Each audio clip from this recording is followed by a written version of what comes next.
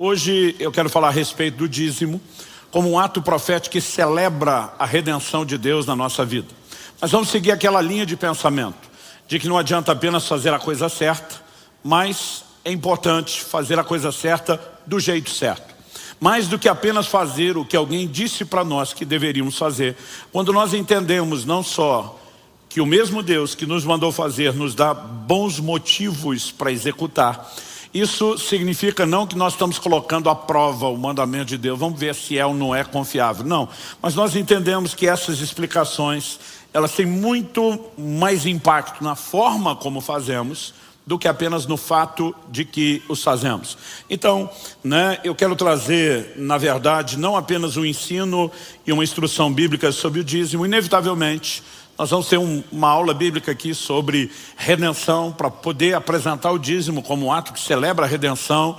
Nós vamos entrelaçar muitas coisas e eu vou meio que montar uma espécie de um quebra-cabeça aqui com vocês. Antes de mais nada, eu gostaria que a gente começasse no livro de Hebreus, no capítulo 7. Se você puder, me acompanhe na leitura do verso 1 até o verso 10. Nós vamos ver um texto um pouquinho maior do que o habitual, para aquilo que nós chamamos de um texto inicial. Hebreus capítulo 7, de 1 a 10. O texto sagrado diz assim: porque este Melquisedeque, rei de Salém, sacerdote do Deus Altíssimo, foi ao encontro de Abraão quando este voltava da matança dos reis e o abençoou. Deixa eu fazer uma pausa, uma referência a Gênesis 14, quando Abraão vai resgatar seu sobrinho Ló, que foi levado como prisioneiro de guerra. Esse evento do encontro com Abraão é registrado em Gênesis 14. O texto diz assim, verso 2 agora: foi para ele que Abraão separou o dízimo de tudo. Primeiramente, o nome dele significa rei da justiça, depois também é rei de Salém, ou seja, rei de paz. Sem pai, sem mãe, sem genealogia, ele não teve princípio nem de dias nem fim de existência, mas, feito semelhante ao Filho de Deus, permanece sacerdote para sempre. Vejam como era grande esse a quem Abraão, o patriarca, pagou o dízimo, tirado dos melhores despojos. Ora, os que dentre os filhos de Levi recebem o sacerdócio têm ordem, de acordo com a lei, de recolher os dízimos do povo, ou seja, dos seus irmãos, embora estes sejam descendentes de Abraão. Entretanto, aquele cuja genealogia não se inclui entre os filhos de Levi, recebeu dízimos de Abraão e abençoou aquele que havia recebido as promessas. Evidentemente, não há dúvida de que o inferior é abençoado pelo superior. Aliás, aqui, os que recebem dízimos são homens mortais. Porém, ali, o dízimo foi recebido por aquele de quem se testifica que vive. E por assim dizer, também Levi, que recebe dízimos, pagou-os na pessoa de Abraão. Porque Levi, por assim dizer, já estava no corpo de seu pai Abraão, quando Melquisedeque foi ao encontro desse. Meu Deus, nós declaramos nossa confiança e dependência no Senhor. Suplicamos uma vez mais, não apenas como mera formalidade ou rotina, mas como anseio, ó Deus, do nosso coração. Clamamos que o Senhor nos conduza no entendimento espiritual da Tua palavra. Nós oramos por mais do que informação. Oramos que os olhos do coração sejam iluminados. Oramos por aquela aplicação prática que só o Senhor pode fazer e que a Tua palavra cumpra o propósito pelo qual o Senhor a tem liberado. Nós oramos em nome de Jesus. Amém. Bom, antes de começar, eu quero reconhecer que quando falamos de um assunto como esse, o dízimo, não dá para não reconhecê-lo como um assunto controverso. Controverso até entre os que estudam a Bíblia, o que dizer entre os que mal a estudam. Esse é o tipo de assunto que quando a gente percebe, por exemplo, um vídeo como este, uma mensagem vai ao ar, existe uma milícia digital, que eles normalmente nem ouvem. A gente percebe o vídeo de uma hora e pouco é postado, 5 minutos depois, a pessoa tem todo o comentário sobre aquilo que não ouviu. Mas mesmo entre aqueles que estudam um pouquinho mais, é necessário que a gente consiga ter parâmetros para entender o assunto do dízimo na perspectiva do Novo Testamento. E é por isso que eu estou começando no livro de Hebreus. Na verdade, essa introdução que eu vou fazer merecia ela sozinha ser uma mensagem, e a que eu coloco na sequência deveria ser outra. Mas nós conseguimos ao longo dos outros 3 cultos não se estender tanto, e eu acho que a gente vai conseguir fazer 2 em 1 aqui. Então vamos lá. Primeira coisa que nós precisamos avaliar, eu volta e meia vejo pessoas que atacam a prática do dízimo, e normalmente o argumento principal é: Romanos capítulo 10, verso 4 diz que o fim da lei é Cristo. Por que é que vocês estão pegando o dízimo da lei e colocando no Novo Testamento? Normalmente eu olho para algumas dessas pessoas e digo, que Novo Testamento exatamente você lê? Por quê? Muito de tudo aquilo que é fundamentado da nossa fé, do entendimento da nova aliança, que nós temos no Novo, foi construído em cima de toda a revelação do Antigo Testamento. Mesmo aquelas áreas onde houve mudanças, como por exemplo nos ritos cerimoniais da lei, ninguém vai negar que houve mudança de lei. Eu li até o versículo 10, mas se você olhar, por exemplo, o verso 12 de Hebreus 7, está escrito, pois quando se muda o sacerdócio, necessariamente muda também a lei. Então, seja quando estamos falando aqui de graça, quando estamos falando de obediência, a gente sempre volta a ensinar essas coisas. Que a frase, o fim da lei é Cristo, não significa aniquilação de lei. Significa o fim de uma lei específica, que teve a vigência durante um sacerdócio anterior, da antiga aliança, e que quando houve uma mudança de sacerdócio, do sacerdócio de Levi da antiga aliança para o sacerdócio de Cristo, no Novo Testamento, houve mudança de lei. Então Jesus vai dizer, ouviste o que foi dito aos antigos, e ele vai trazer retificações, ampliações, ajustes, eu diria até mesmo explicações, e em algumas vezes ele simplesmente introduz a permanência de algo exatamente da forma como acontecia na lei anterior.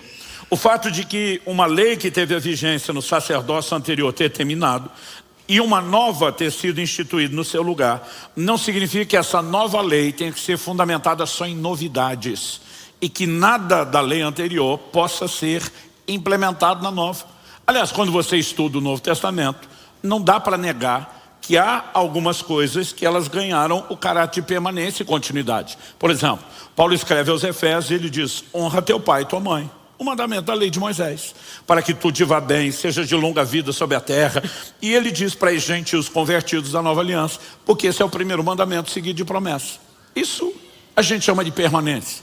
Mas também houve revogações, sim. Efésios 2,15 diz que Cristo aboliu na sua carne, a lei dos mandamentos na forma de ordenanças. Então havia muitas ordenanças que eram de caráter cerimonial. Muitas delas foram revogadas. Hoje nós não sacrificamos animais como se fazia no Antigo Testamento. Por quê? Porque vivemos o cumprimento dessas figuras que eram proféticas. Hebreus 10:1 diz que a lei não tinha imagem exata das coisas, tinha sombra de bens vindouros. Então naquilo que a lei em caráter profético anunciava para o futuro e as coisas se cumpriram, agora nós vivemos a materialização das sombras, o cumprimento da tipologia. Por exemplo, o Antigo Testamento determina que a oferta de incenso era um estatuto perpétuo. Estatuto perpétuo é algo irrevogável, que não terá fim. Mas quando chega o Novo Testamento, você não tem mais uma oferta de incenso literal. Mas você tem o livro de Apocalipse dizendo que o incenso são as orações dos santos. Ou seja, o que eles praticavam com o rito cerimonial de queimar incenso, eu e você hoje damos continuidade por meio das nossas orações. Então, você precisa ir olhando o quadro todo. E eu digo às pessoas que quem explica a Bíblia é a própria Bíblia. Ela não tem afirmações conflitantes.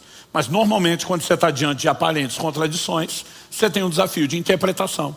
E a própria Bíblia, ela precisa dar sentido ao seu conteúdo e ao seu texto. Quando Satanás fala para Jesus, pula do pináculo do templo, porque está escrito que Deus vai proteger. Jesus rebate na hora, também está escrito, não tentarás ao Senhor teu Deus. E quando ele diz também está escrito, ele está dizendo alto lá, Satanás.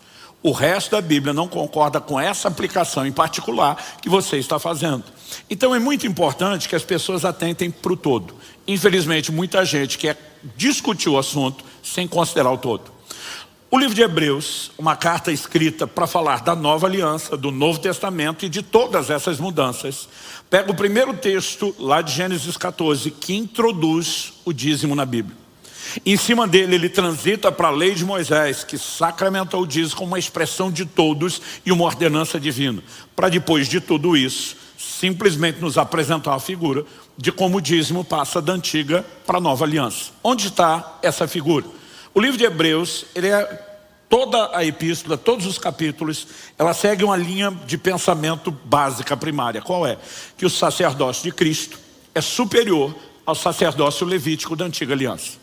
Na verdade, a superioridade de Cristo ela é enfatizada em toda a epístola. No capítulo 1, Cristo é maior do que os anjos. Você chega, por exemplo, no capítulo 3, e você vai ver que Moisés foi fiel na casa de Deus como servo, Cristo como filho, e a ênfase é Jesus ser maior do que Moisés. Quando nós chegamos no capítulo 7, a ideia é mostrar o sacerdócio de Cristo, que mudou, como superior ao sacerdócio anterior que foi substituído. O finalzinho do capítulo 6, que é o verso 20, diz que Cristo foi feito sumo sacerdote, né? E o texto faz a seguinte afirmação: tendo se tornado sumo sacerdote para sempre, segundo a ordem de Melquisedeque. Essa é uma declaração do Salmo 110, verso 4, que é um salmo messiânico, apontava para o Cristo Messias. Ou seja, mostrava que o Messias seria um sacerdote, porém não da linhagem de Levi, a tribo sacerdotal. As promessas do Messias é de que ele viria da linhagem de Davi, ou seja, da tribo de Judá, tribo a qual nunca foi confiado o sacerdócio. Então, ele simplesmente apresenta essa afirmação bíblica de que Cristo seria sacerdote de acordo com uma outra ordem sacerdotal e não a de Levi. E a ideia apresentada pelo próprio texto bíblico é segundo a ordem de Melquisedeque. Então, o autor explica que Melquisedeque é feito semelhante ao Filho de Deus. Alguns tentam defender que ele é uma manifestação do próprio Jesus. Para mim, se você é o próprio Jesus, você é ele, não semelhante a ele. Se você é semelhante a ele, você não pode ser ele. Então, para mim, Melquisedeque é um tipo de Cristo. Mas mesmo para quem pensa diferente, a linha de pensamento, ela vai na mesma direção. Quando Abraão se curva diante de Melquisedeque, que figura Cristo, quando você lê Gênesis 14, não tem genealogia de Melquisedeque, não menciona dia de nascimento nem da morte, e a Bíblia pega isso como uma figura da pré-existência de Cristo, sem começo e nem fim de dias. Então ele é apresentado como uma figura de Cristo. O autor enfatiza, veja como ele era grande, porque o patriarca que tinha as promessas do plano de redenção, em ti serão benditas todas as famílias da terra, se curva diante dele para ser abençoado. E o texto está dizendo que o superior, o maior, abençoa o inferior, o menor. Está dizendo, então o cara era maior que o patriarca Abraão. Mas ele diz, não foi só Abraão que se curvou diante dele. Nos versos 9 e 10, ele diz que Levi, e ele usa a expressão por assim dizer, que estava no corpo, ou as traduções mais literais dizem, nos lombos de Abraão, entregou os dízimos a Melquisedeque. O que é que nós temos aqui? Quem é Levi em relação a Abraão? Levi é o bisneto de Abraão. Abraão, no momento que encontra Melquisedeque, sequer era pai. Isaac, o filho da promessa, nasceria anos depois. Depois que Isaac nasceu, aos 60 anos de idade, apenas, ele vai gerar os gêmeos, Esaú e Jacó. Quando Jacó crescesse e casasse, por sua vez, teria vários filhos homens, mas um deles seria Levi. Portanto, Levi, filho de Jacó, que é filho de Isaac, que é filho de Abraão, era bisneto de Abraão. É lógico que quando Abraão está pagando os dízimos, e a Bíblia diz que ele estava nos seus lombos, não está dizendo que ele está escondido em algum lugar do corpo. Está falando que aquele que viria da sua descendência, da sua linhagem, estava pagando os dízimos. Se você pegar a lógica, então Judá também estava, todo mundo estava. Por que uma ênfase sobre Levi? Porque o texto está pegando a tipologia e está apresentando qual ideia. Chegaria um momento onde a tribo a quem seria confiado o sacerdócio da lei se curvaria diante do novo sacerdote, dizendo, você é maior do que eu, e agora os dízimos que nos foram dados são teus. Exatamente isso que significa o versículo 8. Aliás, aqui os que recebem dízimos são homens mortais. Aqui onde? Na referência de Gênesis e da lei de Moisés. Ele diz, ali, lá em Gênesis 14, aquele de quem se testifica que vive. É uma figura de Cristo. E normalmente eu falo para as pessoas que querem atacar o dízimo no Novo Testamento. Eu digo, Hebreus pega a primeira menção de dízimo, a instituição do dízimo, e traz a figura do sacerdócio anterior se curvando e entregando os dízimos para o novo sacerdócio. Eu pergunto para eles, se isso não é a passagem dos dízimos da velha para a nova aliança, o que é? E a maioria emudece. Eles sequer tentam inventar uma explicação. Porque não há o que discutir diante de um texto como esse. Então assim, eu não tenho um pingo de dúvida de que o dízimo passa para a nova aliança. Como eu disse, nós temos vários critérios. Por exemplo, Jesus revogou algumas coisas com clareza. Você vai vê-lo no Sermão do Monte dizer, ouviste o que foi dito aos antigos. Ame o seu próximo, odeie o inimigo. Odiar o inimigo não era uma permissão, era uma ordem. Fácil de obedecer, mas era uma ordem. Ele diz, eu porém vos digo, mudança de lei. Agora vocês amem os inimigos. Então ele revogou a ordem de odiar o inimigo. Ele diz, agora é para amar. Isso é revogação. Agora, a revogação, ela é clara. Não se estabelece revogação no silêncio ou supondo que há pouca informação. Então, primeira pergunta, Cristo ou os apóstolos, em algum momento falaram revogando o dízimo no Novo Testamento, como fizeram com vários assuntos? Nunca. Então pode descartar a revogação. Você tem coisas que passam da antiga para a nova aliança com uma ampliação. Jesus diz, ouviste o que foi dito aos antigos, não adulterarás. Ele diz, agora eu vou dizer uma coisa para vocês. Qualquer que olhar para uma mulher com intenção impura no coração já adulterou. Ele está dizendo, a ordem de não adulterar não vai ser descartada. Porque há determinados valores que eles simplesmente são transmitidos pela nova lei. Mas ele diz, isso aqui agora vem ampliado. Diferente de honrar pai e mãe, que só passou direto e tem a permanência. O dízimo, ele foi ampliado? Não. Ele é só permanência? Eu quero te mostrar que não. Ele é uma figura simbólica, como a que eu falei da oferta de incenso? Também não. O dízimo entra numa categoria que nós chamamos de ajuste. O que houve em termos de ajuste? Não houve ajuste da prática. Houve um ajuste, um alinhamento do propósito. No Antigo Testamento, o dízimo foi dado para sustento de uma tribo sacerdotal, dos ministros de Deus. Então você vai ver Malaquias 3, Deus dizendo, trazei os dízimos à casa do tesouro para que haja mantimento na minha casa. Então normalmente a pessoa dizimava o produto da colheita, dos animais. Algumas coisas eram dadas em dinheiro, mas o grande volume da contribuição não era o dinheiro. Então eles traziam os alimentos, a tribo sacerdotal comia daquilo. No Novo Testamento, você vai ver a ideia de sustento dos ministros, mas nunca com a ideia da antiga aliança do dízimo. Porque de acordo com o texto de Hebreus 7, na nova aliança os dízimos são de Cristo, o sumo sacerdote. E os obreiros e os ministros de Cristo? Aí você tem uma instituição de salário, não vivem de uma contribuição percentual.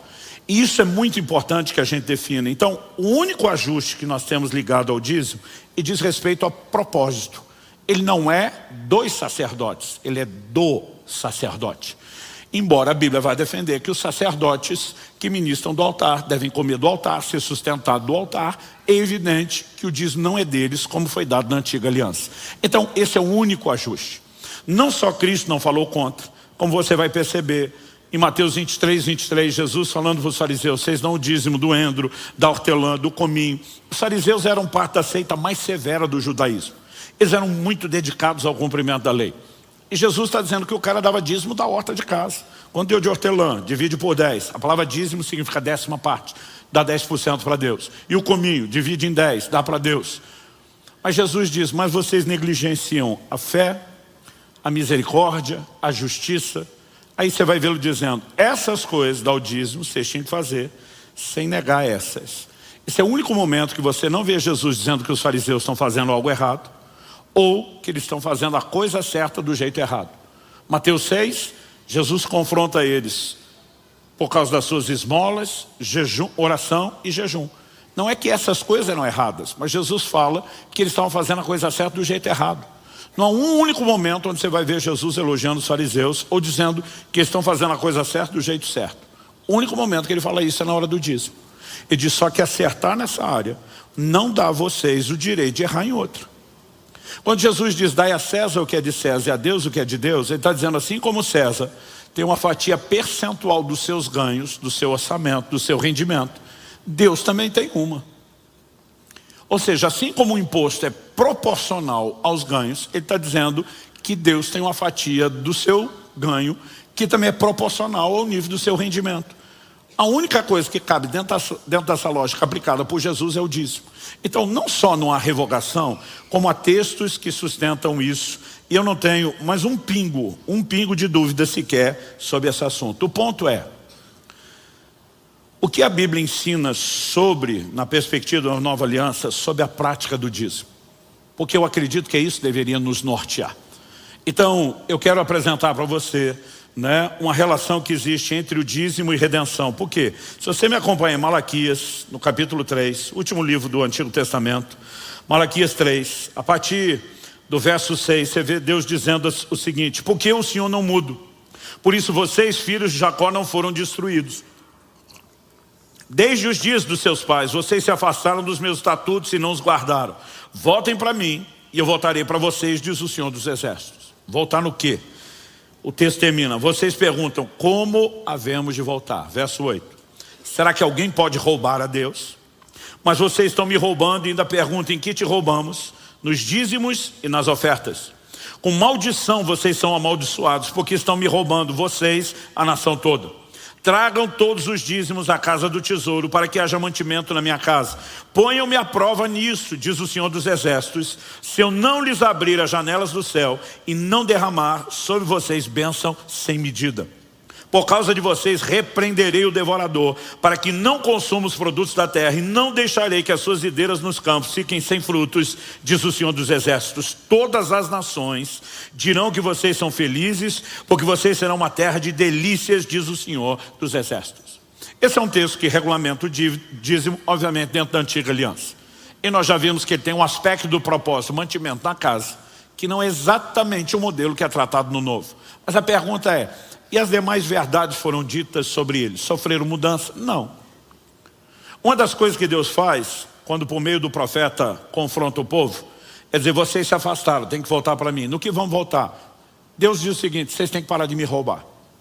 Ou seja, o cerne dessa discussão, se a gente fosse falar com um palavreado, né, eu diria assim, daquele tom da conversa legal, ele diz respeito à apropriação indébita, indevida. Traduzindo, eu disse, vocês estão metendo a mão no que é meu, estão me roubando. A discussão é em torno de propriedade.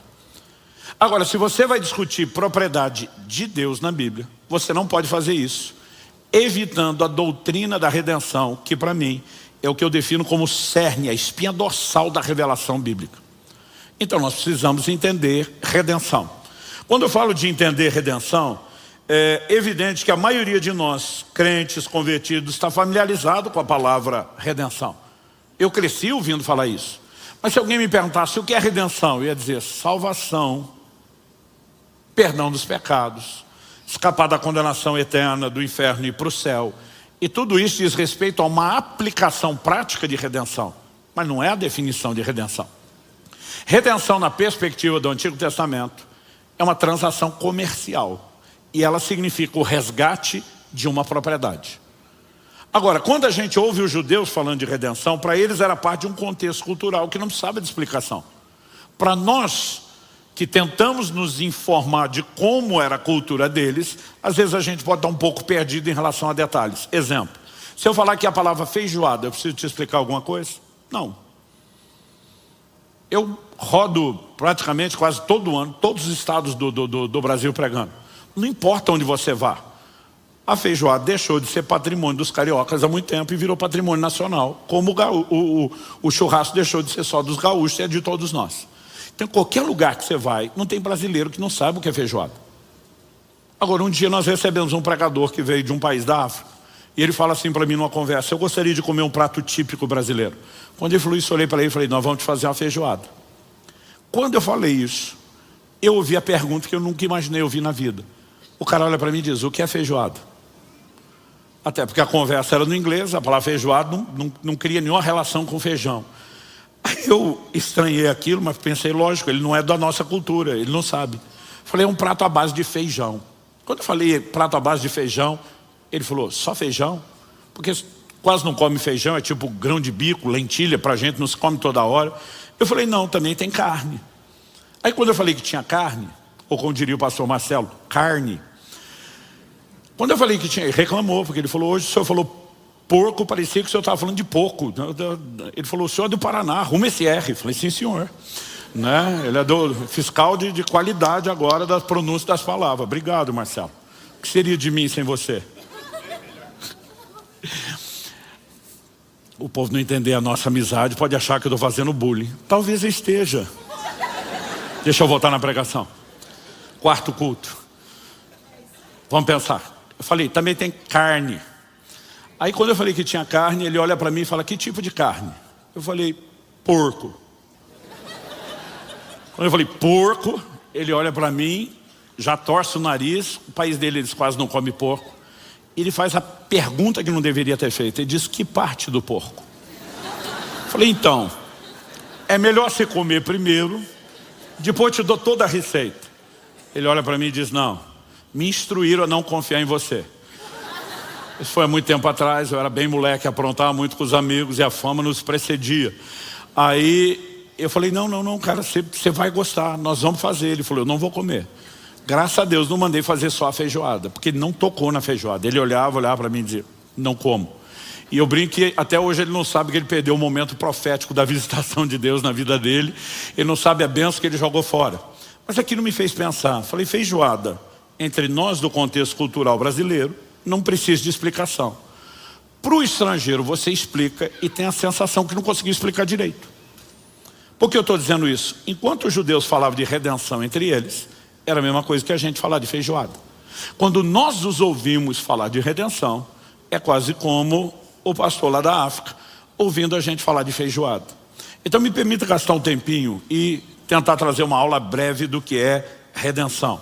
Eu afirmei antes que é o resgate de uma propriedade, que é uma transação comercial, e eu quero te mostrar isso na Bíblia. Levítico 25 diz assim: se alguém do seu povo empobrecer e vender alguma parte das suas propriedades, então virá o seu resgatador, o seu parente, e resgatará o que esse irmão vendeu. Então nós temos aqui a ideia de um resgate de uma propriedade, que era a aplicação prática de redenção. O livro de Ruth, por exemplo, é uma história de redenção.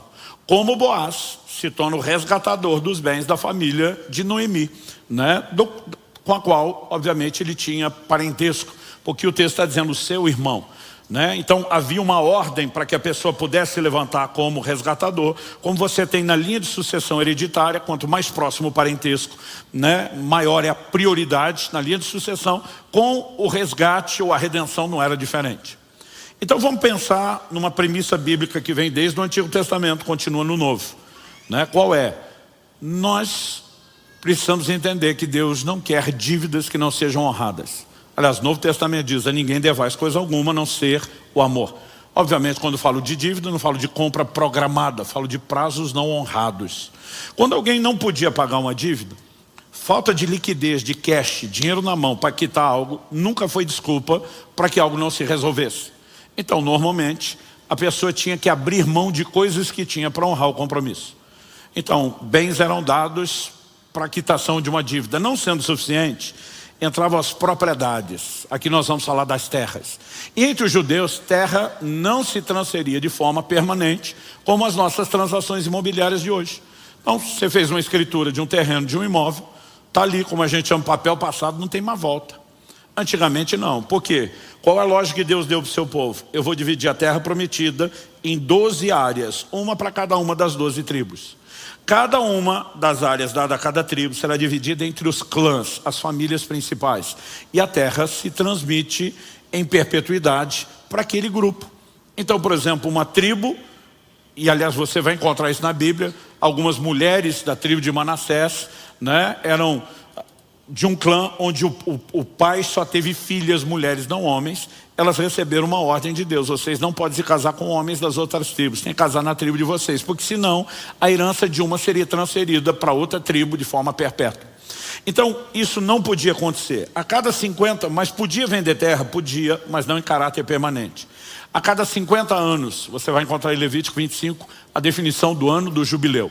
A cada meio século, 50 anos, toda dívida era zerada, todo escravo saía livre e toda a propriedade voltava ao seu dono original. Então, as pessoas vendiam a terra e o valor era calculado de acordo com os anos de colheita até o próximo jubileu, porque a terra não era vendida em caráter permanente.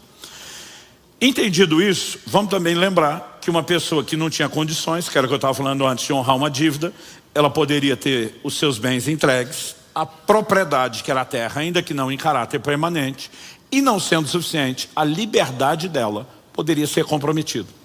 Segundo Reis, capítulo 4, nos fala de uma viúva de um dos filhos dos profetas, que ela vem até Eliseu e diz: olha, teu servo morreu, deixou uma dívida, e os credores querem levar meus filhos como escravos. Porque quando não existia mais bens ou propriedades, o que entrava na negociação da dívida era a própria liberdade da pessoa. Aí quando Deus está dizendo, se alguém do seu povo empobrecer e vender as propriedades, isso poderia chegar até as últimas consequências. Ele já abriu mão dos bens, já entregou a propriedade, não sendo suficiente, a liberdade dele seria comprometida, ele seria entregue como escravo. Quais eram as chances dele de deixar de ser escravo? Primeiro, o ano do jubileu. Mas vamos supor, né, num caso qualquer, que onde o jubileu acabou de acontecer, até fechar os 50 anos, muitas vezes isso não era nenhuma opção para que a pessoa ainda estivesse viva para reverter o quadro. Uma segunda opção para sair da escravidão. Êxodo 21 diz que quando um hebreu escravizasse outro hebreu do mesmo povo, no máximo 6 anos, no 7º tinha que deixar sair livre. Mas se a relação acontecesse, um dos dois, não importa se estamos falando do senhor ou do escravo, fosse um edomita, por exemplo, do país vizinho, a lei de Êxodo 21 já não se aplicava. Então qual seria a possibilidade de alguém sair da escravidão? A terceira e última possibilidade era redenção. Como que nós podemos pensar, imaginar ou visualizar redenção? Como uma transação comercial. Então imagine, por exemplo, que eu tomei um empréstimo de uma determinada pessoa, né, querendo investir, por exemplo, na agricultura e deu tudo errado. Perdi todo o dinheiro. Aquela pessoa, na hora de firmar o acordo comigo, não existia contrato em cartório, mas nós teríamos ido na frente dos anciãos que sentavam às portas da cidade, e o cara tinha dito: estou emprestando dinheiro a juros. Eu não estou correndo risco, não sou sócio dele. Se ele ganhar muito dinheiro com o meu dinheiro, ótimo para ele. Se ele perder dinheiro, eu não estou correndo risco. E vamos supor que eu fiz o empréstimo, fiz o investimento, deu tudo errado. Na hora que não era para chover, choveu. Na hora que não era para chover perto da colheita, choveu. Deu geada e eu perdi, foi tudo. Você acha que eu poderia chegar para o cara que me emprestou e dizer: desculpa, aí foi mal? Ele ia olhar para mim e dizer: eu não corri risco. Quem correu foi você. Então provavelmente ele ia tomar meus bens. Não sendo suficiente, ele tomaria minhas propriedades. Não sendo suficiente, vamos imaginar que nesse caso não era, eu seria entregue como escravo. O último jubileu foi no ano passado. Quer dizer que o próximo é daqui 49 anos. Eu estou com 51, daqui 49 anos ao 100, não faço mais questão nenhuma de ser livre, né? Chegando lá, vive com saúde, eu prefiro o camarada cuidando de mim até a morte, me dando de comer e garantindo minha subsistência. O jubileu não é uma opção. A minha relação com ele era estritamente comercial, mas um de nós não era um hebreu, e Êxodo 21, de sair livre no 7º ano, não se aplicava. O que é que me sobrou? A possibilidade de redenção. Como isso funcionaria? Se houvesse algum dos meus parentes que tivesse dinheiro e condição, e fosse movido de compaixão e misericórdia para me socorrer, esse parente poderia vir e dizer: eu vou pagar a dívida do Luciano. No momento que ele pagasse a dívida para o meu credor, o credor deixava de ser meu dono, porque a escravidão, ela dependia do vínculo da dívida. Então não seria mais escravo com a dívida paga.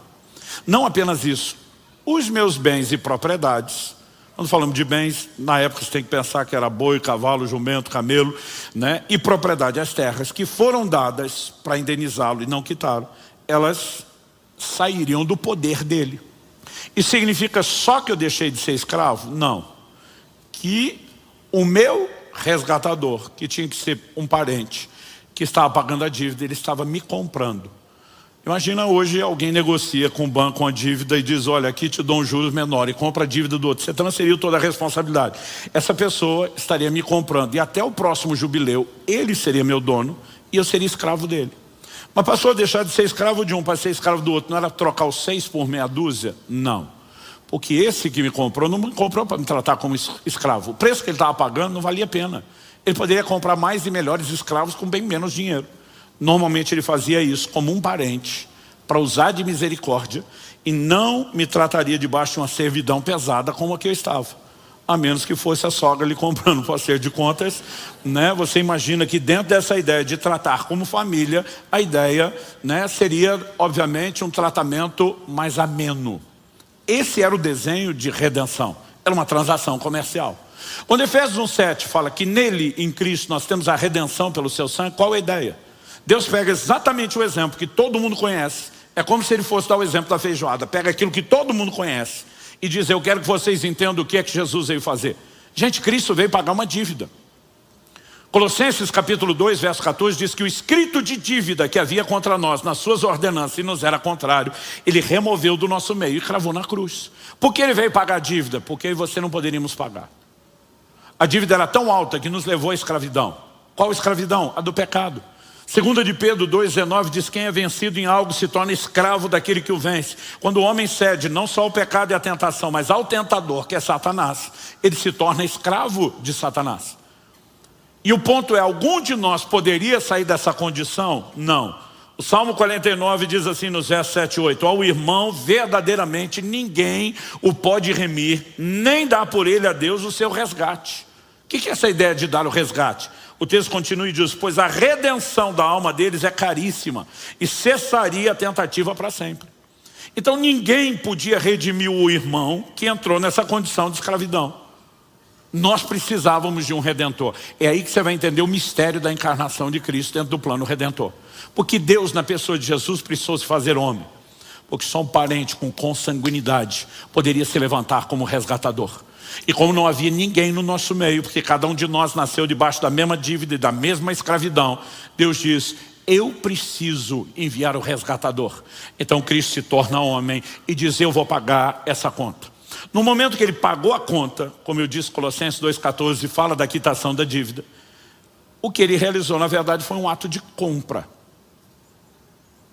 Apocalipse 5 versos 9 e 10 diz: e cantava um cântico novo, dizendo: digno é o Cordeiro de abrir o livro com seus selos, pois foste morto e com seu sangue compraste para Deus homens de toda raça, tribo, língua, povo e nação, e para o nosso Deus os fizestes reis e sacerdotes. O que Jesus fez na cruz foi pagar uma dívida, e no ato de pagamento de dívida ele nos comprou. Isso significa o quê? Tem crente dizendo: eu era escravo, não sou mais. Digo: não, tu era escravo de Satanás, e de Satanás você não é mais escravo. Mas você não pode dizer que não é escravo, porque na verdade você foi comprado e agora você tem um novo dono. A diferença é que o novo dono não nos trata como escravos, e sim como família. Aí você vai entender Paulo escrevendo em Gálatas 4 e Romanos 8: não recebeste de novo o espírito de escravidão, para outra vez estardes com temor, mas recebeste o espírito de adoção, pelo qual clamamos: Abba, Pai. E a Bíblia diz: se somos filhos, somos herdeiros. Ou seja, ele não apenas ao nos comprar com tudo que nós tínhamos, disse: vocês vão poder usufruir do que perderam, e já era de vocês. Mas está dizendo: ainda vou dar mais, eu faço vocês meus herdeiros, para usufruírem aquilo que é meu.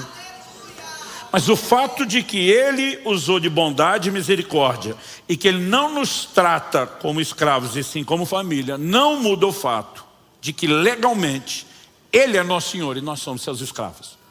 Então você vai ver o mesmo Paulo que diz que nós não estamos com temor debaixo do espírito de escravidão, Paulo dizendo: eu, Paulo, servo. A palavra servo significa escravo de Cristo. Ou seja, o fato de que somos filhos. Eu vejo algumas pessoas dizendo: você é filho, não é escravo. Eu digo: não, você é tanto um quanto o outro. A diferença é que ele te trata como filho e quer que você tenha no mínimo uma consciência de gratidão, de que ele te comprou. E que mesmo não te tratando como escravo, ele tem o direito de ser seu senhor e de ser seu dono. Então, se você entende o que é redenção, você tem que entender a consequência. Qual a consequência ou o resultado? Deus é o nosso dono. Ele nos comprou, ele é dono por direito. Quem está entendendo, diga amém. Então você olha para 1 de Pedro, por exemplo, capítulo 2, verso 9. Vós sois a nação santa, geração eleita, o sacerdócio real, o povo de propriedade exclusiva de Deus. Você é propriedade de Deus. Por que você é propriedade de Deus? Porque Deus te comprou. O apóstolo Paulo fala isso em 1 Coríntios 6. Vocês não sabem que o corpo de vocês é o santuário do Espírito Santo que está em vós, o qual vocês receberam da parte de Deus? E ele pergunta: e que não sois de vós mesmos? A Bíblia está dizendo que você não é de você mesmo, você não é seu dono. Você não é dono do seu corpo, você não é dono nem do seu nariz. Sempre quis falar isso para alguém, não imaginei que ia falar pregando. E eu não sei, eu me sinto tão bem que eu gosto de repetir: você não é dono nem do seu nariz.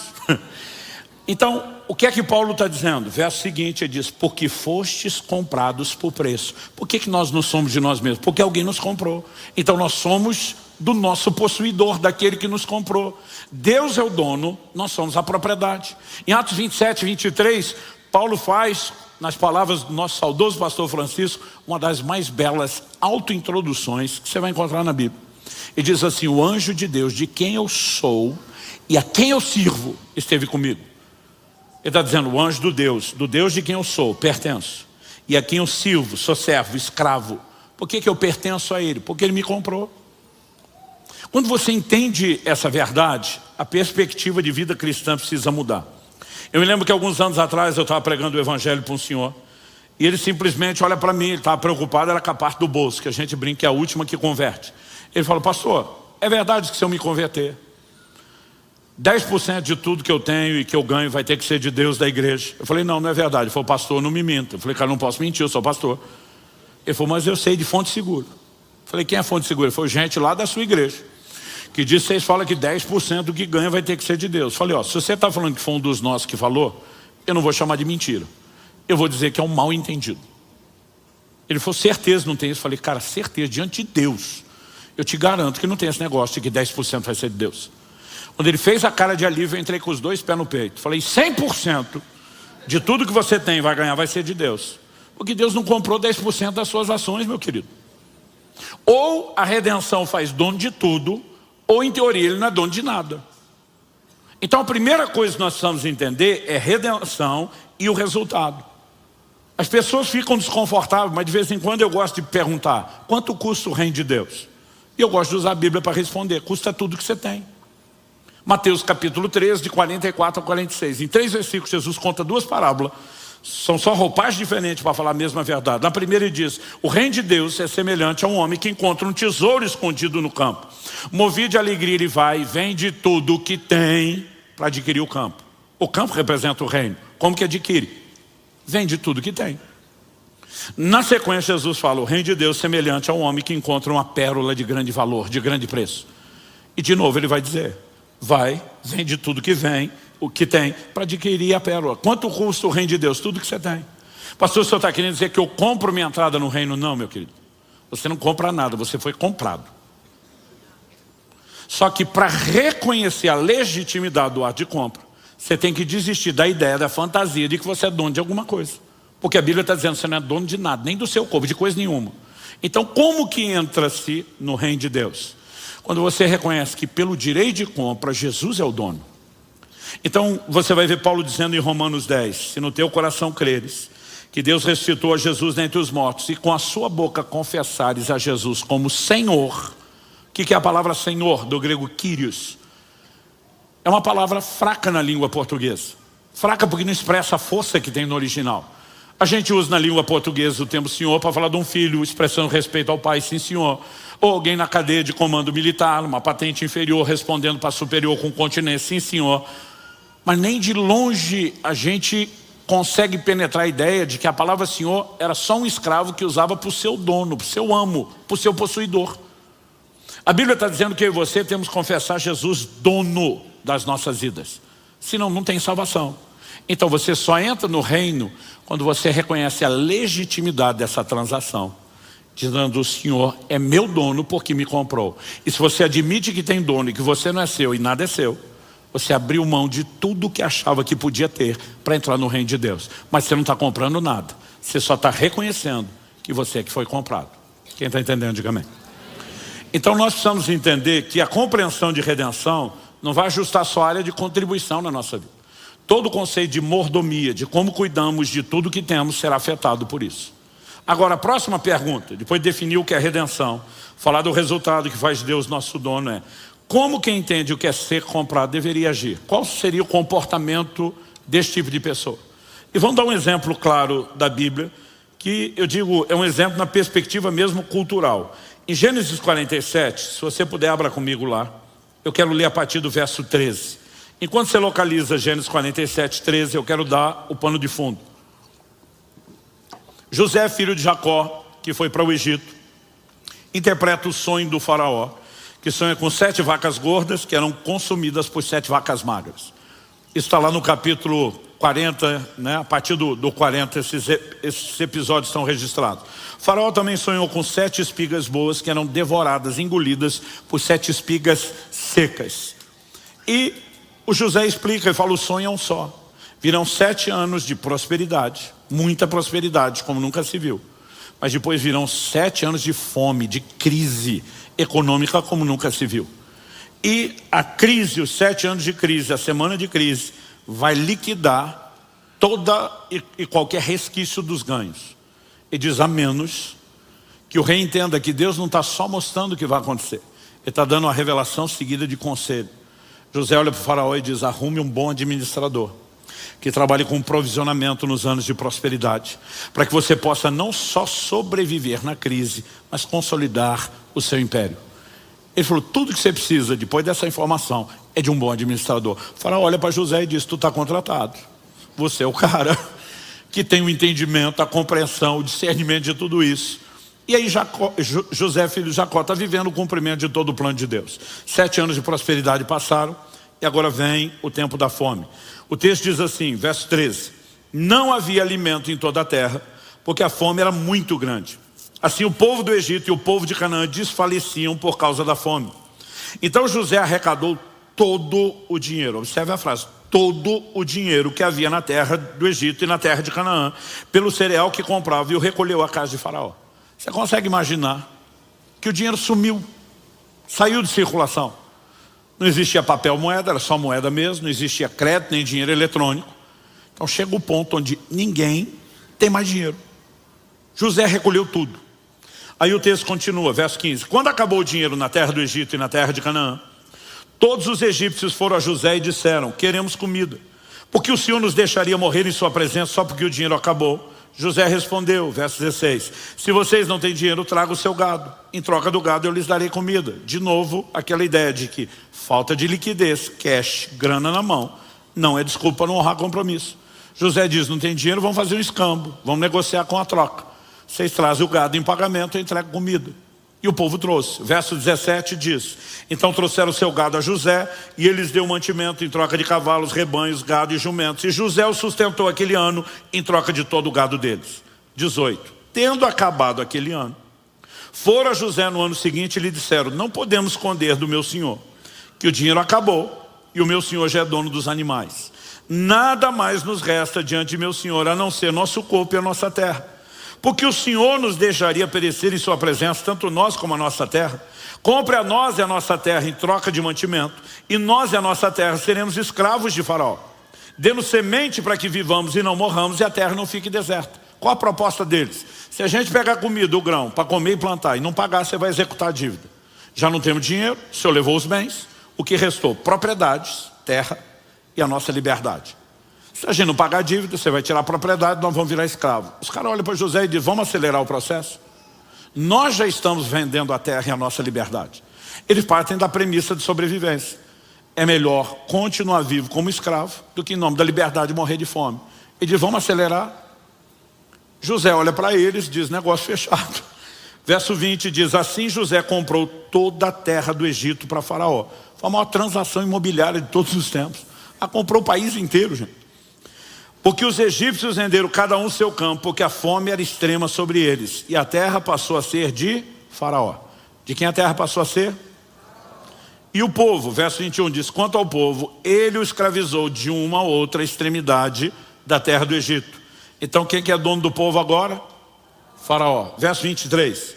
Então José disse ao povo, eis que hoje comprei vocês e a terra de vocês para Faraó. Aqui estão as sementes para que semeiem a terra. Ele está pegando a semente de onde? Do celeiro de quem? Do Faraó. Então se a terra é do Faraó, a semente que vai ser plantada é do Faraó, a mão de obra que vai trabalhar na terra é do Faraó. Pergunta com resposta óbvia, de quem é a colheita? Quem é o dono das colheitas? Ô gente, uma pergunta, Fará? Pelo menos o ó, vai lá, você consegue. Fará? Agora, o que é que José fala para esse povo? Olha o verso 24. Ele diz assim, das colheitas vocês darão a quinta parte, o quinto, 20%, a Faraó. As outras 4 partes, 80%, serão de vocês, para semear o campo, para servir de alimento a vocês, aos que estão em suas casas, para alimentar seus filhos. Você acha que quando José deu essa notícia, alguém levantou protestar? Ladrão! Está tentando tirar 20% do que é nosso. Ninguém brigou. Porque quem entende o que é ser comprado, sabe que já não é dono de nada. Aí os caras olham para o José, pera, o Faraó comprou a gente, a nossa terra é dono de tudo, salvou a gente da morte, impediu a gente de perecer, e agora ele está dizendo que ele só quer uma parte do que é dele de volta e a gente fica com o resto. E se você pensar bem, nos 7 anos de prosperidade, todo mundo já dava 1/5 como tributo. Então basicamente o Zé não está mudando nada. Os caras fizeram foi festa. Olha o verso 25. Eles disseram a José, o Senhor salvou a nossa vida, que possamos alcançar favor diante de meu Senhor e seremos escravos de Faraó. Eu brinco que na Bíblia, da linguagem de hoje, do pastor Luciano Subirá, minha própria, os caras falam assim para eles, desse jeito dá gosto de ser escravo. Os caras estão celebrando, você salvou a nossa vida e não vai tratar a gente como escravo? Basicamente José está dizendo, Faraó nunca quis oprimir, nem abusar, nem se aproveitar de vocês. Faraó tinha um plano para salvar todo o Egito. Faraó quer que vocês vivam como já viviam antes de serem escravos, porque não vai tratar vocês como escravos. Mas como todo favor que não se lembra que é favor acaba sendo visto como obrigação, só para manter a cabecinha de vocês no lugar e uma consciência de gratidão, vocês vão continuar devolvendo uma parte do que é do faraó. Para quê? Só para manutenção da corte, da casa, do palácio do faraó. Eu vou te dizer mais do que isso. Nós temos aqui uma figura interessante. O crente que reclama, estão tentando tirar 10% do que é meu, não entendeu o que é redenção. Porque se ele entender redenção, ele sabe que Deus é que deixa ele ficar com 90% do que é dele. Deus não está tentando tirar nada do que é seu. Porque na verdade, se você entendeu e viveu redenção, ele é o dono de tudo. A pergunta é, por que uma parte de tudo que é dele deve voltar para ele? E aí você precisamos entender que há um elemento importante aqui. Eu mencionei que todo favor que você não lembra que é favor virou obrigação. Isso me faz lembrar, quase 30 anos atrás, no início do meu ministério pastoral, quando a gente tinha um programa de ajuda social que hoje eu defino como equivocado. Na época a gente não queria controlar caso a caso, pessoa a pessoa, né? E parecer que a gente está tratando um de uma forma ou do outro, então instituímos um padrão. Quando qualquer desempregado da igreja ou próximo de alguém da igreja era incluído no nosso programa, a gente dizia, você tem 6 meses de cesta básica. O cara dizia, se eu arrumar emprego no mesmo mês ou no mês seguinte, a gente dizia, você está no lucro, reparte a cesta com quem quiser, mas vai ter do mesmo jeito. Mas se não conseguir emprego em 6 meses também já era. Porque de vez em quando tem aqueles que querem encostar em vez de trabalhar, e a gente sabia que tinha que ter padrões. Se a gente não lembrasse a pessoa, olha, foi o primeiro mês, tem 5, foi 2, tem 4, chegou no meio, só mais 2, só mais 1. O cara batia lá na igreja no 7º mês, dizendo, cadê minha cesta básica? Como se a gente estivesse roubando ele. Porque favor que você não lembra que é favor, vira obrigação. E Deus sabe que o seu povo é esquecidinho. Então, quando na hora que Josué vai liderar o povo na travessia do Jordão. Gente, tenta imaginar isso. Deus abre o rio, você passa pé enxuto. Um evento nunca antes experimentado na história. Dá para esquecer isso? Tem história que vai contar para os filhos, para os netos, bisnetos, para todo mundo. Mas Deus disse para Josué, tira 12 pedras do leito seco do rio na hora da travessia. Levante um monumento, um memorial do lado de fora, uma pedra representando cada tribo de Israel, para que ninguém esqueça o que eu fiz aqui. Então não está falando de esquecer no sentido de amnésia, mas ele está falando de uma memória de gratidão, de uma consciência a ser cultivada. Quem está entendendo? Quando Jesus, na última ceia, está conversando com os discípulos, eu imagino se fosse numa linguagem de hoje, ele falando alguma coisa mais ou menos assim, negócio seguinte, cambada, eu vou morrer pelos vocês tudo. Mas todas as vezes vocês comerem o pão e beberem o cálice, vocês vão fazer em memória de mim. Ele não estava achando que nenhum deles ia ter uma amnésia. Ia acordar uma manhã dizendo, quem é Cristo? O que ele fez? Não sei, não lembro. Não era esse tipo de coisa. Mas ele fala de manter viva uma consciência. Quando você entende toda essa progressão, a pergunta é, qual a relação de tudo isso com o dízimo? Eu ouso dizer a você, que Deus não instituiu o dízimo, a 10ª parte da nossa renda, apenas para dar manutenção à casa dele. Eu cresci ouvindo isso dentro da igreja. Os dízimos são para a manutenção da casa de Deus. Na verdade, nós precisamos entender que eles têm a ver com uma consciência. Se José pediu a 5ª parte, 20%, por que é que Deus estabeleceu a 10ª parte, 10%? E você precisamos entender que mesmo os números na Bíblia têm um significado recorrente, repetitivo. E aí quem estuda dentro da tipologia, especificamente a questão dos números, normalmente você vai ver o seguinte comentário. Muitos deles falam assim, é difícil dizer com precisão o significado do número 10. Você pega um, fala de unidade. Testemunho sempre está relacionado com o número 2, por isso Jesus mandava de 2 em 2. O 3 fala de um outro nível de unidade. E aí você vai ter o mistério da trindade, o ser humano tripartido, e a lista aqui vai longe. O 4 fala de universalidade, é por isso que você tem 4 evangelhos. Tudo que está relacionado com a graça vem no número 5. Relacionado ao homem, o número 6. O 7 fala de totalidade. O 8 de recomeço, fecha o ciclo do 7 total. Abre um novo começo. 9, frutificação. Quando chega no 10, os comentaristas às vezes falam assim: é difícil determinar se o 10 é um número de prova ou de juízo. Porque a indecisão, eles dizem, Deus deu 10 mandamentos para provar o seu povo, mas Deus deu 10 pragas para julgar os egípcios. Ele diz, uma hora pode ser prova, outra pode ser, julgamento. A minha pergunta é, o que essas coisas têm em comum? Não o que elas têm de diferente. Porque normalmente a mensagem bíblica ela é tão precisa, é tão clara, é tão harmônica, que a mentalidade tem que ser essa. O que elas têm em comum? Ambas foram dadas num contexto de redenção. A saída de Israel do Egito é a maior figura de redenção que você vai encontrar no Antigo Testamento. Todo mundo estava debaixo da tirania de um senhor que os escravizava, Faraó, que representa a escravidão que eu e você vivíamos debaixo da autoridade de Satanás. Deus tira o povo da escravidão quando? Na noite, Êxodo 12, em que o primeiro cordeiro de Páscoa foi imolado. Qual o paralelo disso? Paulo escreve aos Coríntios e diz, Cristo é o nosso cordeiro pascal. Cristo está para nós como o cordeiro da Páscoa estava para eles. Eles tinham que pegar o sangue daquele cordeiro imolado e colocar nos umbrais das portas. Isso não fala só da aplicação de fé, de tomar posse de algo pela fé, mas fala de um anúncio de redenção. O apóstolo Pedro escreve e diz, não foi com prata ou ouro que vocês foram resgatados da vossa vã maneira de viver, que por tradição hedaste dos vossos pais, mas com o precioso sangue de um cordeiro, sem defeito, conhecido antes da fundação do mundo e agora manifesto por amor de vós. O sangue era a moeda de transação dessa redenção. Então Deus disse, vocês vão pegar o sangue e vão colocar no umbral das portas. Porque o sangue tem o poder de proteger uma casa? Não. Se não tinha gente usando sangue de animal até hoje. Para pintar não era só o umbral da porta, era a porta toda, a parede, o telhado, o muro, o portão. Mas Deus diz, o sangue será por sinal. Aquilo era um ato profético. Quando aqueles hebreus colocavam o sangue na porta, estavam mandando uma mensagem que ecoava através dos séculos. Um dia, o Cordeiro conhecido antes da fundação do mundo vai encarnar, vai se tornar semelhante a nós com consanguinidade, vai se levantar como resgatador. E a moeda de pagamento, porque Hebreus diz, sem derramamento de sangue não há remissão de pecados. Não será prata, não será ouro, não será nada corruptível, será o sangue do próprio Filho de Deus. Então o que eles estavam fazendo era um ato profético. O que eu e você precisamos entender é que normalmente na Bíblia, Deus manda a gente lidar com o diabo. Ele diz, você pode resolver. Marcos 16, Jesus diz, no meu nome, vocês expulsam demônios. Quem expulsa demônio é a gente.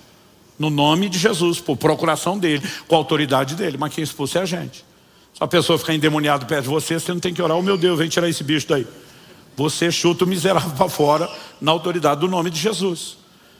Paulo escreve aos Efésios, diz, não deis lugar ao diabo. Ele está dizendo que dá ou não dá espaço é responsabilidade nossa, não tem a ver com Deus. Tiago capítulo 4 diz, resistir ao diabo e ele fugirá de vocês. 1 de Pedro 5, 8 e 9 diz, o diabo, vosso adversário, anda em vosso derredor, bramando como leão, buscando a quem possa tragar, resistir e firmes da fé. Quem resiste é a gente. Essa é a dinâmica que você encontra na Bíblia. Mas quando o assunto é redenção, e redenção põe Deus como dono da sua propriedade, normalmente você vai ver Deus dizendo o quê? Quem defende o que é meu sou eu. Então Deus diz o seguinte, se vocês colocarem o sangue nas portas, quando o anjo da morte passar e ver o sinal, ele não vai entrar. Por que não vai entrar? Deus diz, porque eu vou defender a casa. Ele está dizendo, eu defendo aquilo que é meu. Gente, isso é um fato. Anos atrás, eu já estava morando aqui em Curitiba, na época eu recebi a visita de um amigo que tem um dos testemunhos de conversão mais impressionantes que eu já ouvi. Ele foi bruxo, canceroso, mendigo, tudo que você imaginar. Jesus fez a limpa na vida desse cara. E ele está dando detalhes do lugar que ele viveu na magia. Eu conheci pouca gente que entrava tão a fundo nas trevas como esse cara entrou. Eu olhei para ele e falei, Carlão, como é que tu conseguiu sair de um lugar de tamanha cegueira e escravidão para o encontro com Cristo? Ainda lembro dele no sofá de casa, sorrindo e dizendo, o diabo deu um tiro no pé. Eu falei, como é que foi? Ele falou, Subirá, não queira saber as nojeiras que eu fazia, porque o diabo paga mal o seu servo. Mas numa determinada ocasião, vou mudar o linguajar dele, falar de uma forma que você entenda. Ele disse o seguinte, me foi pedido um trabalho específico dentro daquele nível de magia. Ele diz, eu tinha que fazer aquilo com um cadáver, um defunto humano, de 15 dias. Eu falei, 15 dias? Ele falou, Lázaro com 4 cheirava mal. Ele falou, você não imagina o que é um de 15. Eu falei, não imaginei o de 4, criatura. O que dizer o de 15? Ele falou, e nem queira saber a nojeira do que eu tinha que fazer com aquele corpo em decomposição. Ele diz, na gíria do ocultismo, comprei um corpo. Eu tenho informação de quando, no dia do trabalho, eu vou ter alguém com exatos 15 dias, onde está enterrado, garantir que a violação ao túmulo e ao cadáver vai ser mantida em sigilo. Então comprei o corpo. Chegou o dia do trabalho, violei a sepultura, cheguei no caixão. Quando eu ia violar o caixão para ter acesso ao cadáver, falou, o demônio que eu servia na magia aparece materializado atrás de mim, me chama pelo meu apelido da magia. Quando eu olho para ele, ele falou, ei, o que eu te pedi não dá para fazer com esse corpo não.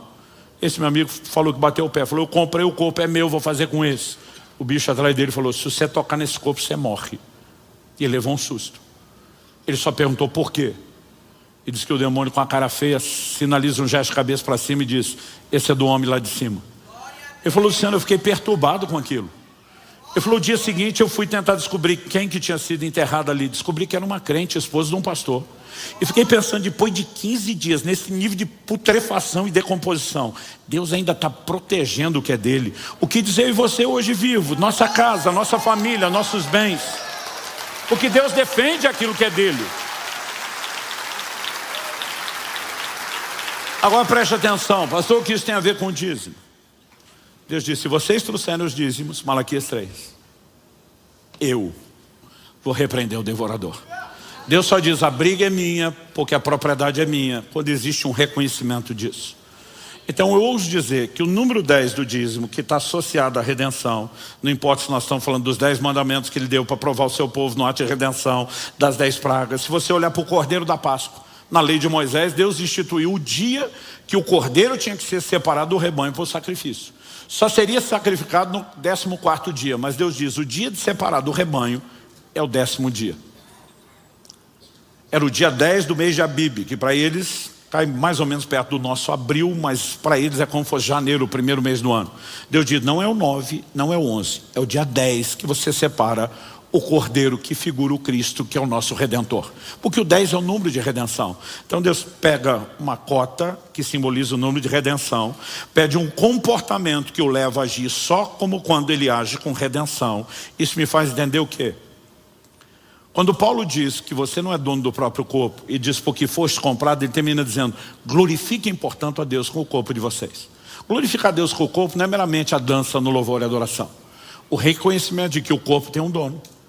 A consciência de mordomia, de gerência, de cuidar bem do que é de Deus, para honrá-lo pelo ato de compra, nos leva a glorificá-lo. Se isso vale com o corpo, vale com a forma como você cuida da sua casa, vale a respeito da maneira como você cuida dos bens, quando nós temos a consciência de que ele é o dono. Quando você junta todas essas coisas, eu ouso dizer que o dízimo, ele tem algo parecido com a ceia do Senhor. Qual o propósito de comermos o pão e bebemos o cálice? Recordar a redenção, manter viva a consciência da redenção. Qual foi a primeira vez que o dízimo aparece na Bíblia? No texto citado em Hebreus, Gênesis 14. Que vai ser usado como uma figura da passagem dele para a nova aliança. Melquisedeque é a figura de Cristo. Vem ao encontro de Abraão trazendo o quê? Pão e vinho. É a primeira vez que você tem a menção do dízimo, é a primeira vez que você tem os elementos da ceia. Porque ambos servem ao mesmo propósito, manter e preservar uma consciência de gratidão pela redenção. Enquanto meus filhos cresciam, eram pequenos, quando chegava o dia de entregar o dízimo, normalmente fazíamos isso no primeiro domingo do mês, que era o domingo da ceia. Aliás, muita gente perguntou, pastor, porque ao longo dos anos a gente ceava, né, junto com o momento da entrega dos dízimos. Depois, pelo volume, quantidade de pessoas, a gente teve que reformular. Mas quem está aqui há mais tempo lembra que a gente fazia as duas coisas ao mesmo tempo. E a gente dizia, porque as duas figuras se mesclam em relação ao seu significado. Então quando chegava o dia, normalmente eu dobrava os meus joelhos junto com os meus filhos, toda a família reunida, segurando o mesmo envelope. A gente pegava aquele envelope com o dízimo e a nossa oração era, Jesus, nós reconhecemos que o Senhor é o nosso. O Senhor não é dono de 10% do que nós temos. O Senhor é dono de tudo que nós somos, de tudo que nós temos. Esses 10% nós vamos te entregar agora. É só uma pequena parte do que é seu que volta para preservar uma consciência de que o Senhor comprou todo o restante. Então, enquanto te exaltamos e te dizemos muito obrigado pelo que o Senhor fez, nós também te pedimos sabedoria para administrar os outros 90, não como se fosse nosso, mas como sendo seus. E sabe o que eu comecei a perceber? Que quando Deus diz, me prova nisso, traz o dízimo para ver se eu não abro as janelas dos céus. Existe bênção sobrenatural sobre a vida do dizimista. Mas isso não significa, e Deus está dizendo, me põe à prova. Em tudo o resto eu disse, só me obedeça, não questiona. Nisso ele diz, me põe à prova e vê se não funciona. Então, ao que você precisamos entender que o dízimo não é uma forma de aumentar o nosso patrimônio. Porque se a gente tem a consciência que é tudo de Deus, não nosso, o que multiplica não é o nosso patrimônio. É o patrimônio dele, sob a nossa gerência e mordomia. Então o dízimo está mais além de expressar e celebrar a redenção, a bênção que vem dele, ou a ausência de bênção que provém da não fidelidade nele, está muito mais para um teste de fidelidade. Jesus disse que quem é fiel no pouco, vai ser fiel no muito. Mas quem é fiel no pouco, vai ser fiel no muito. Aí de vez em quando o crente me fala, não pastor, não estou dizimando porque eu ganho pouco. Quando eu ganhar mais, eu vou dizimar. Eu falo na cara dura, eu digo mentira. E tem um que se ofende, está me chamando de mentiroso. Eu falo de mentiroso e de mentido. Porque ao mesmo tempo que você mente, você é um enganado. Quem não dá R$1 de 10, não vai dar 10 de 100, não vai dar 100 de 1000, não vai dar 1000 de 10 mil, não vai dar 10 mil de 100 mil, não vai dar 100 mil de 1 milhão, não vai dar 1 milhão de 10 milhões. Agora, a Bíblia diz que quem é fiel no pouco será sobre o muito. Porque a fidelidade no pouco nos promove para o muito. Como? Não é Deus multiplicando o seu patrimônio. É Deus aumentando ou ampliando a sua mordomia, porque pode confiar em você. Nós precisamos entender isso. Algumas vezes a nossa dinâmica em lidar com Deus nesse assunto, ela é um tanto quanto controversa. Imagina que você tem um negócio aqui na República Argentina, avenida aqui na frente da igreja, que no bairro é um excelente ponto comercial. Imagina que você tem um ponto de venda e num canto da loja você tem o caixa que trabalha na venda varejo. E no outro canto da loja você tem o caixa que trabalha com a venda por atacado. Aqui o que você tem é venda no CNPJ, distribuição, né? O ganho proporcionalmente é menor, mas o volume de venda é muito maior e o fluxo do dinheiro do seu negócio está aqui. Esses dois funcionários estão trabalhando e o que eles acham que tem no meio deles aqui é só uma lâmpada. Mal sabem eles a tecnologia que tem ali.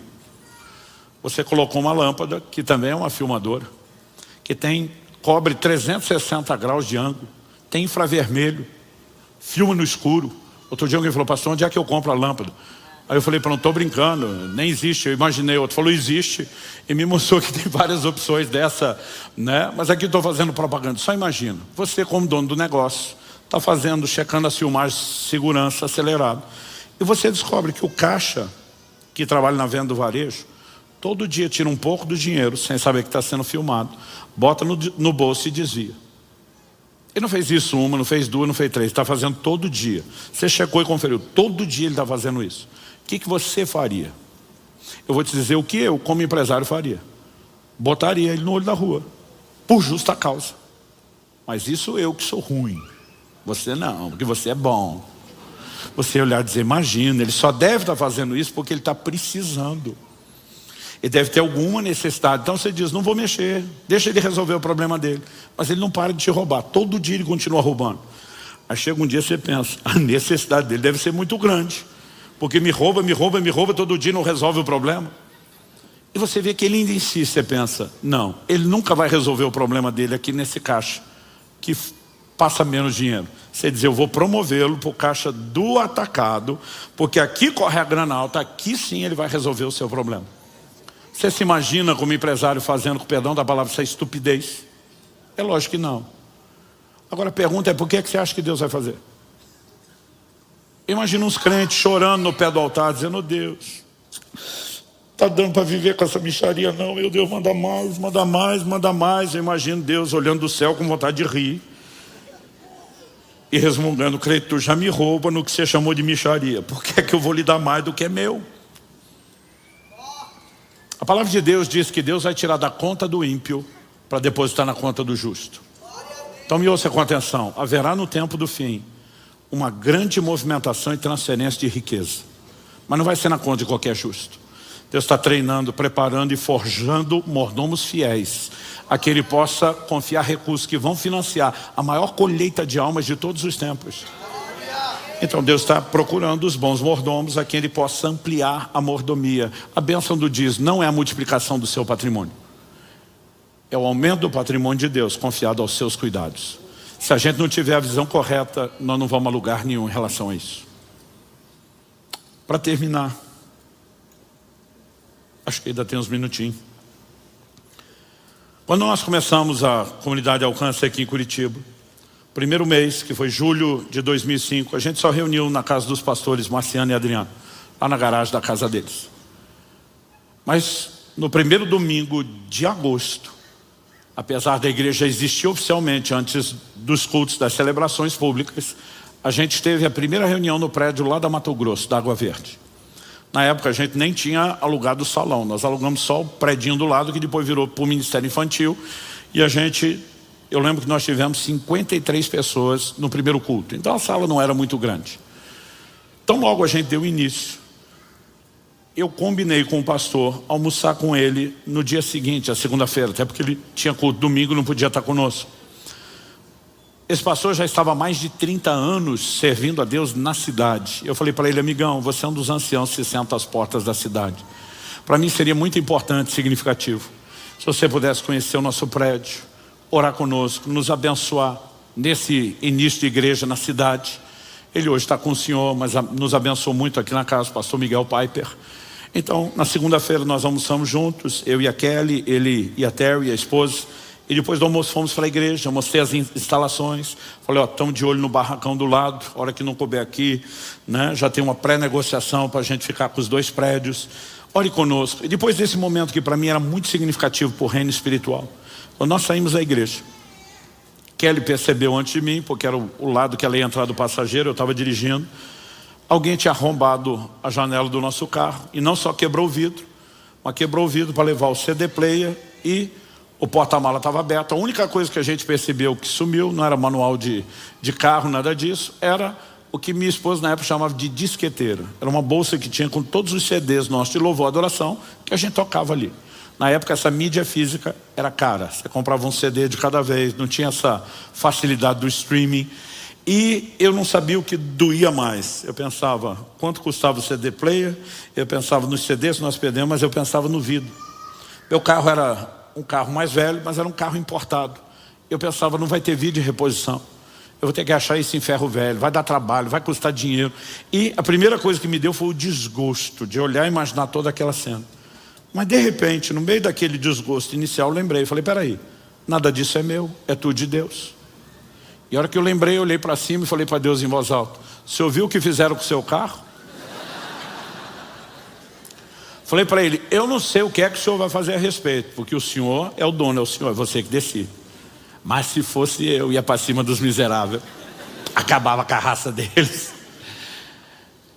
Mudei a estação de rádio, joguei para outra sintonia, falei: diabo, se você não estiver me ouvindo, algum demônio fofoqueiro vai te levar a mensagem. Eu falei: eu quase joguei o seu jogo, eu estava começando a me entristecer, me desgostar com isso, porque por um instante você quase me levou a acreditar que esse carro era meu. Mas não é. Eu sei que não é, você sabe que não é. E você sabe quem é o dono. Você sabe com quem que você se meteu. Na boa, eu acho que tu está lascado. Eu não sei o que o dono vai fazer, porque é ele que decide. Se fosse eu, ia para cima de tu, miserável. Eu acho que ele vai. Se tem alguém aqui que vai ficar no prejuízo, não sou eu, é você. Eu falei para ele: vou aguardar ansiosamente os próximos dias para rir na sua cara, miserável. Fomos dali, passamos direto na escola, pegar os filhos na escola. Israel ainda um toquinho de gente. Quando ele perguntou: o que é esses vidros no chão, né? E quando a gente contou o que aconteceu, a primeira pergunta dele: pai, nós fizemos alguma coisa errada? Eu falei: filho, nós não fizemos nada de errado, e nós vamos fazer festa daqui uns dias. Fica de olho nisso. Isso aqui é uma grande lição para nós. Uma semana depois, na outra segunda-feira, telefone toca. Era a época do finado telefone fixo. Telefone toca, eu atendo. Quando atendo o telefone, do outro lado uma voz pergunta: é da casa do pastor Luciano Subirá? Eu falei: é. Ele está? Eu falei: ele mesmo. Eu estou me perguntando como é que esse cara tem meu telefone, porque eu mudei para a cidade faz poucos meses. O telefone não estava no meu nome e nem divulgado na lista. Agora os mais novos vão ficar se perguntando o que é lista. Essa é uma experiência cultural fantástica. Google aí, lista telefônica. Talvez você acha mais do que uma foto, quem sabe um vídeo para entender o que nós estamos falando. Eu pensei, como é que ele tem meu número? Aí o cara pergunta do outro lado e diz assim, roubaram um CD seus, não roubaram? Falei, roubaram. Falei, como é que você sabe disso? Não fiz queixa, não fiz BO, não falei para quase ninguém. Ele falou, porque os CDs estão comigo. Falei, você que roubou? Ele falou, não. Eu sou um policial, demos uma batida numa favela, recuperamos vários materiais roubados, no meio de tudo isso tem esses CDs. Falei, como é que você sabe que é meu? Ele falou, um dos policiais na hora falou assim para mim, falou, isso aqui é coisa de crente. Sua mulher é crente, vê se interessa, porque nós nunca vamos achar o dono de CD. Né? E ele falou, eu levei para casa. Quando cheguei em casa, minha irmã também estava lá, que também é crente. E quando eu mostrei o CD, eu falei, vê se isso interessa para vocês, que nós nunca vamos achar o dono. Ele disse que a irmã dele olhou e falou, isso aqui é de um homem de Deus. Falei, como é que você sabe que o CD é meu? Ele falou que está escrito Luciano e Kelly subirá em tudo. Eu lembrei que o crente não rouba, ele esquece de devolver. Então minha esposa sempre escrevia com aquelas canetas que não apagam o lembrete de quem era a bendita mídia, né? o CD. Ele falou que está escrito Luciano e Kelly subirá em tudo. Mas porque o nome de vocês estava lá quando eu cheguei. Minha irmã falou, esse cara é um homem de Deus, já veio pregar aqui na nossa cidade.